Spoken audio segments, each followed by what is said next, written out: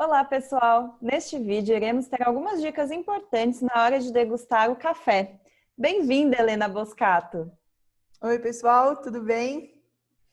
Helena, para começar, eu queria que você contasse um pouquinho para a gente como que você caiu nesse universo do café. Então, Nath, foi bem um tombo mesmo, assim. Eu trabalhava numa outra área completamente diferente, uma área executiva, já fazendo gestão de pessoas desde então, mas longe da minha formação também, sou formada em fisioterapia, mas Nossa, fui trabalhar com coisas completamente diferentes, assim. dessa eu não sabia. Não sabia mesmo, eu Não. trabalhei, sou formada em fisio, sou ex-atleta, formada em fisioterapia, e aí parei de jogar e também não quis mais seguir com a faculdade porque me traziam lembranças da época de jogo, saudade, né, na verdade, não lembranças assim. E não me sentia muito contente. E aí eu fui trabalhar na área executiva, numa empresa grande de ser prestadora de serviços de vigilância, portaria, assim, nada a ver mesmo uma coisa com a outra. E depois de 2 anos eu comecei a questionar se ali era o lugar onde eu devia ficar para trabalhar, não estava muito contente. Comecei a Só aí eu comecei a tomar café, para começar a história. Só foi nessa época que eu comecei a tomar café, foi 2012 mais ou menos, então não faz tanto, não nasci com o café na mamadeira, na chupeta. E aí eu comecei a entender que eu tinha muita vontade de trabalhar com a gastronomia, com comida, com hospitalidade, com contato com as pessoas, porque tudo que eu fazia tinha esse contato com pessoas. Então eu queria continuar com essa coisa da conversa, do contato. Só que eu não queria ser a chefe de cozinha, porque até então, no que eu consegui ter de conhecimento, o chefe de cozinha fica ali atrás, né, do fogão, fica dentro da cozinha e não tem tanto esse contato com as pessoas. Hoje em dia a gente já conhece chefes que trabalham com cozinha aberta, tem o contato e tudo mais, mas até então eu não tinha esse conhecimento. E aí eu fui, acho que teve algum evento de café em São Paulo, alguma coisa assim. Como eu estava começando a tomar café, estava curiosa e comecei a visitar algumas cafeterias. E no meio do processo de entender com o que é que eu queria trabalhar, eu fui ao Coffee Lab uma primeira vez. Estava lá na Vila Madalena, estava na minha listinha de cafeterias que eu queria conhecer lá, que eu tinha feito. E fui até o Coffee Lab e aí pronto. Aí era ali que eu queria trabalhar, era aquilo que eu queria fazer. Não sabia muito o que era barista ainda, mas toda vez quando chega alguém, eles falam, os pedidos são feitos na cozinha, né? Quando a Vai. gente chega lá na cafeteria. E aí quando eu cheguei na cozinha, não tinha um chefe de cozinha. Era chamada de cozinha, mas não era aquela cozinha do restaurante. E eu falei, eu acho que é isso aqui que eu quero. Nem sabia o que era barista, não sabia quem era Isabela Raposeiras. Foi ali mesmo, enquanto eu tomava o café, que eu comecei a pesquisar o que era o barista, o que era trabalhar com café, o que era café especial. E o Coffee Lab foi a primeira cafeteria onde eu trabalhei, a primeira e a única assim, cafeteria que eu trabalhei registrada na profissão de barista mesmo. Depois disso, eu já comecei com as consultorias e aí depois entrei, enfim, na prova de café e agora a gente roda o Brasilzão aí com todas essas experiências. Nossa, eu nem sabia dessa parte do Coffee Lab. Tô surpresa aqui. Muito bom. E aí, falando nessa parte de provar café, eu te conheci durante um campeonato de Cup Tasters e queria entender por que que você foi participar, o que que te motiva dentro desse campeonato, porque particularmente eu adoro, eu me divirto no campeonato de Cup Tasters. É o mais engraçado, é o mais legal. Eu falo, não tem juiz, né? Então a gente fica Uhum, mais tranquilo. Parece que não tem regra, mas tem bastante mas tem. regra. O campeonato de Cup Taster especificamente, a primeira vez que eu tive contato com ele e fiquei sabendo um pouco do que era, foi em Manaus, não foi em São Paulo. Eu estava mais uma vez numa cafeteria em Manaus, auxiliando o pessoal que eles começaram a torrar o próprio café. Então eu estava prestando uma consultoria para essa torrefação começar a funcionar. Uhum. E aí, lá tem mais tem algumas cafeterias já em Manaus. O pessoal tá bem adiantadinho, eu diria. E o pessoal chegou para mim e falou: Helena, a gente está trazendo 2 seletivas. Isso foi em 2018, então a gente teve as seletivas, que é um pré-campeonato, vamos dizer assim, né? Como se a gente fizesse vários mini campeonatos para pegar os melhores de cada região e levar para o campeonato nacional. Assim como acontece em todos os países, e aí vai para o Mundial. Então teve a seletiva do Brewers e do Cup Taster lá em Manaus, em 2018. E o pessoal, ajuda a gente, participa. Eu falei, pô, se vocês quiserem contar comigo, mas quando é a data? Vai ser no dia tal e tal. Eu falei, pô, esse dia eu já fui embora. Não, volta aqui, você fica na minha casa. Enfim, todo mundo se juntou para que desse certo, para que eu voltasse. Eu nem fosse embora, mas eu precisei ir embora. E voltei para Manaus para ajudar todo mundo na organização, para juntar. Ainda teve um Manaus Coffee Festival, alguma coisa assim. Fizemos um evento todo de café lá. E aí eu falei, já que todo mundo que está organizando também está participando, eu não vou ficar de fora. Mas eu não vou para o Brewers, não. Eu vou para o Cup Taster, que eu acho que é mais tranquilo. E fui, assim, numa brincadeira para encher turma, sabe? Coisas do tipo. E acabei me classificando. Aí eu falei, classifiquei para o Nacional, na seletiva, agora se não for para o Nacional é feio, né?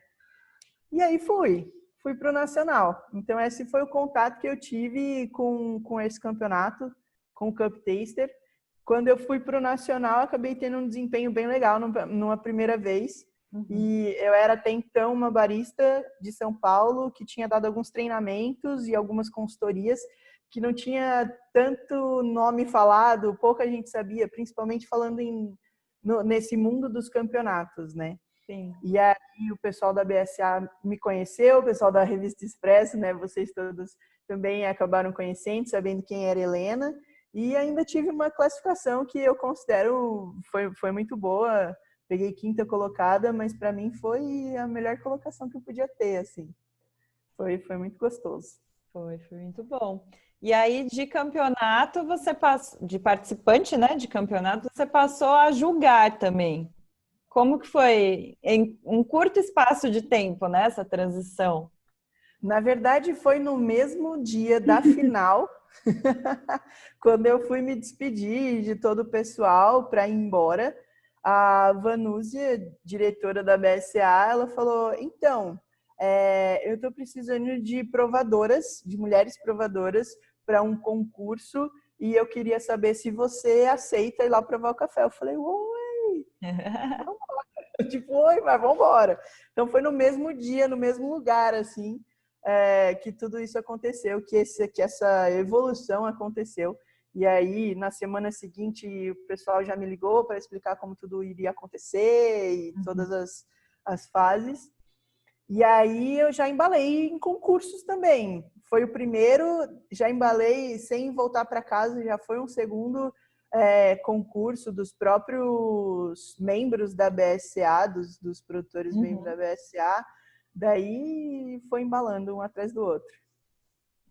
Muito bom. E aí hoje ela está viajando o Brasil, né? Com essas consultorias todas e provando café. É isso mesmo.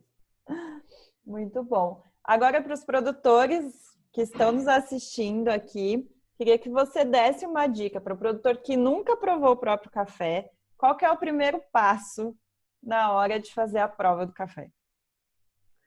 Eu acho que o primeiro passo de todos é sempre buscar alguém que possa te ajudar. Então, tem muitos torradores, tem barista, tem aí provadores, tem o pessoal das cooperativas, tem alguém perto de você, tem alguém ali próximo que você consegue acessar que já sabe provar café, né? Para te auxiliar, para saber se você está calibrado ou não naquilo que você está colocando, naquilo que você está conseguindo sentir. Mas eu acho que a primeira coisa, eu gosto muito de uma brincadeira que eu faço quando eu vou dar treinamento, quando eu vou dar workshop, aula, alguma coisa assim, que é colocar vários fruta, verdura, ingrediente, tempero. Eu coloco tudo dentro de uns potinhos embalados no papel alumínio, assim, às cegas, faço só uns furinhos, vou sentindo aroma e tento adivinhar o que tá ali, né? Tento falar, esse daqui é laranja. Aí alguém vai lá, abre pra gente falar assim, não era laranja, era outra coisa. Uhum. Que isso vai despertar cada vez mais a nossa cabeça para entender o que são os aromas, né? Então, a primeira coisa que a gente avalia num café é o aroma. Então, quanto mais conhecimento eu tiver para conseguir, mais bagagem, eu chamo de vocabulário sensorial, a gente tiver, mais vai facilitar essa prova. Então, quanto mais coisas a gente conhecer, ainda mais produtor, tá na natureza, né? O tanto de coisa que não tem ali, flores, frutas, as verduras, até mesmo alguns defeitos que a gente encontra. Então, o couro, a terra, o mofo, né? Tudo isso a gente consegue ter de bagagem sensorial. E aí, depois disso, eu falo, tem que provar de tudo também. Não pode ter essa coisa, eu não gosto de comer isso, eu não gosto de comer aquilo. Pode não gostar, mas tem que provar para saber qual que é o sabor que aquilo te traz. Claro, né? Não vai comer o couro do boi também, né? Não é assim, mas você vai provar o que der e puder para ter essa bagagem sensorial. E aí, sempre que der, pedir auxílio para alguma pessoa que já saiba provar, para você saber se o resultado que você está encontrando é realmente aquilo que você espera.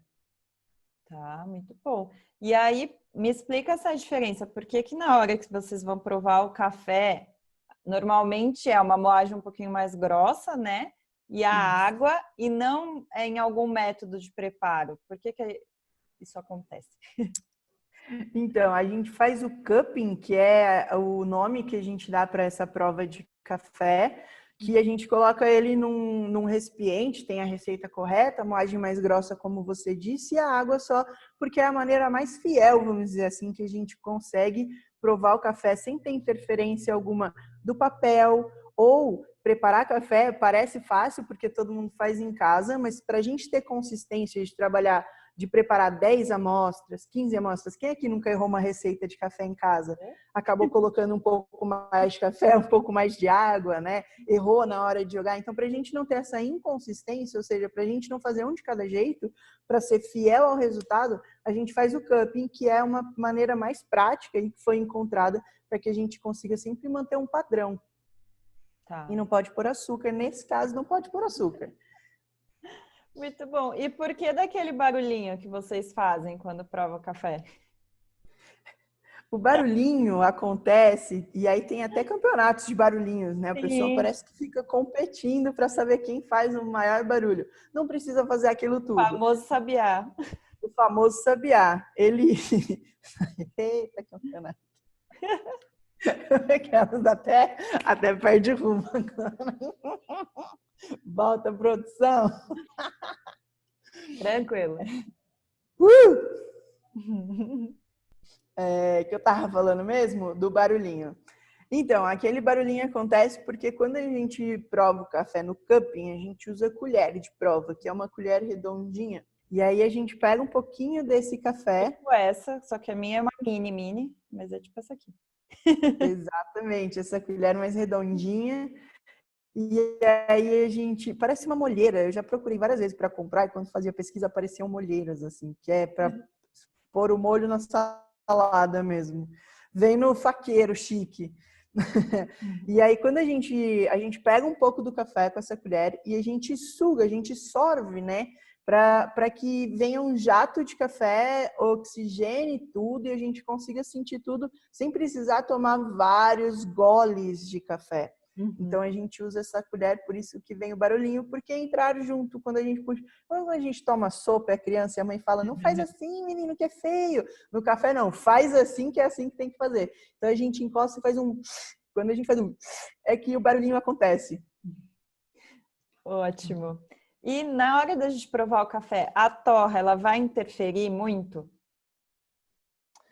Com certeza a torra vai interferir, inclusive nos concursos, quando a gente identifica algum possível problema de torra, a gente pede para que volte a amostra, para que seja torrada novamente, para a gente provar mais uma vez. Então, sim, tem que buscar alguém capacitado, que tem entendimento para provar a amostra, porque se ela tiver subtorrada, ou seja, próximo do cru, vamos dizer assim, ainda não chegou no ponto correto, ou super torrada, caramelizada demais, a gente vai ter um resultado também inconsistente, não vai ser aquele resultado verdadeiro que a gente busca. Então, basicamente, vamos elencar aqui algumas dicas para o produtor. Terminou, colheu o café, fez lá todos os processos, encontra algum especialista, né, para torrar e para provar o café também, né? Isso é importante. Exatamente. Geralmente o produtor, ele já vai atrás de um especialista, sejam as corretoras, seja a cooperativa, seja um vizinho produtor, mas que já saiba provar. Geralmente esse produtor, quando a gente está falando de café especial, ele já vai buscar, logo após toda a parte da colheita, pós-colheita, algum profissional para avaliar e validar, né, o café dele. Então, prova junto com esse especialista que você foi buscar o resultado, seja na corretora, seja na cooperativa, seja o vizinho, o barista que chegou a torrefação, o barista que chegou lá na sua propriedade para comprar o seu café, para saber como é o seu café. Fala assim, cara, eu posso provar junto com você? E eu sempre falo assim, depois, principalmente que você vendeu o café para uma torrefação, fala assim, se der aí, manda um pacote para mim do meu café torrado, para eu conhecer o trabalho, para eu saber qual é o resultado e para poder melhorar cada vez mais. Então, conheça o que o seu café vai acontecer, né? O que ele vira depois que ele sai da sua casa e vai para as torrefações e para as cafeterias. É só falar que o pessoal é bem gente boa. O pessoal vai mandar esse café. O importante é praticar, né? O segredo está na prática. Não pode parar de provar café. Até mesmo quando a gente fala do Q-Grader, que todo mundo já deve ter ouvido falar, aí, ou a maior parte das pessoas podem ter ouvido falar, que é o provador profissional, que ele vai pontuar, laudar o café na qualidade, ele precisa, a cada tempo específico, revalidar essa certificação dele. Então, isso mostra para a gente como é importante nunca parar de provar para que você consiga sempre manter o seu paladar calibrado com tudo que está acontecendo aí no meio dos cafés. E, Helena, para aquele produtor que quer começar a trabalhar agora com especial, às vezes ele até já trabalha com café, mas não é o café especial. Você tem alguma dica?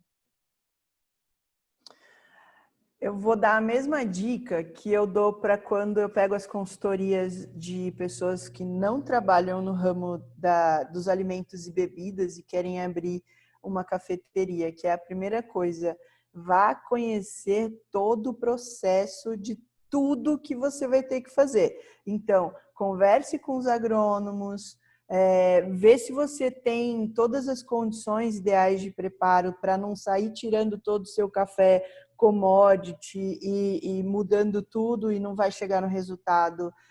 Converse com outros produtores, não só os da sua região, mas também busque produtores de outras regiões para você ver todos os métodos de plantio, de colheita, de pós-colheita, principalmente, que é o que vai fazer muita diferença aí no cuidado depois que tira o café do pé, ele ainda precisa de muitos cuidados, então, para secar o seu café, e aí, então, para provar a amostra, saber se chegou na qualidade, se precisa levar mais algum nutriente para a lavoura. Então, assim, busque conhecer todo o processo antes de fazer a loucura de tirar tudo e começar do zero. Muito bom. E, Helena, para a gente fechar, você que, assim como eu, também caiu aí de paraquedas no universo do café, o que hoje ele representa na sua vida? Eu acho que o café representa na minha vida muito além de uma xícara daquela que a gente pega quentinha e traz conforto. Ele traz para mim muita realização.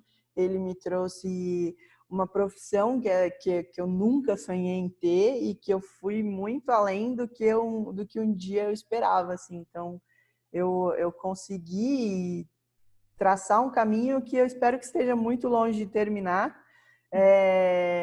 E é isso, eu acho que agora representa tudo, né? A vida toda, assim, ter contato com as pessoas, como eu disse no início, ter contato com um produto onde eu vou buscar a história de cada grão de café que eu coloco na xícara, então conhecer o produtor, conhecer a planta, conhecer os processos todos. Então é algo que a gente fica muito realizado, assim, de saber que existe uma cadeia produtiva e não é aquela coisa pronta que eu pego o pacote e não sei mais o que acontece. Então isso me deixa muito feliz, assim, de ver a cadeia toda crescendo, todo mundo tendo oportunidade e principalmente, né, eu falo que o café, até uma frasezinha meio clichê que a gente fala, o café é uma ciência. E eu sou do laboratório, eu sou da ciência, eu sou da pesquisa constante. Então, cada dia a gente descobre uma coisa nova. Não fica aquela coisa comum que um dia eu vou cansar. Porque se um dia eu cansar de uma coisa, eu troco de coisa. Então, agora eu estou na gestão de cafeteria, amanhã eu estou na torrefação, depois eu volto para o preparo, aí eu corro para a prova de café. Quem sabe um dia eu não vá para a produção também lá no campo. Então, é uma infinidade de oportunidades assim que a gente encontra sem precisar sair de onde a gente está. Como diz Mariana Proença, quando o bichinho do café pica, não tem jeito mais. Né? Helena, queria te agradecer. Muito obrigada por esse bate-papo, pelas dicas. Acho que os produtores vão curtir, anotem tudo aí. Valeu! Obrigada a você pelo convite, Nath, e até uma próxima para todo mundo. Espero que a gente se encontre logo, né? Em breve. Beijo. Tchau, pessoal.